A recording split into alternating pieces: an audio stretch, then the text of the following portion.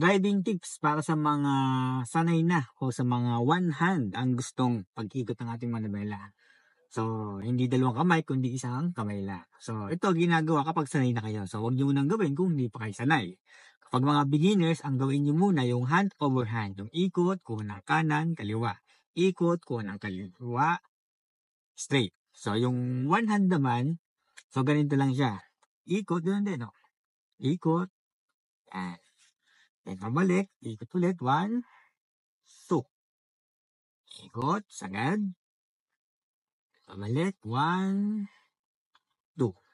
Okay, kapag mga sanay na. Pero kapag hindi pa sanay, ito muna ang gawin. Yung hand over hand. Ikot, kuha ng kanan, straight. Ikot, kuha ng kaliwa, straight. Huwag mag-X ng kamay, huwag ganyan. So, mali yan ganyan. So, dapat, tanggal, kuha, ikot. Ikot, tanggal.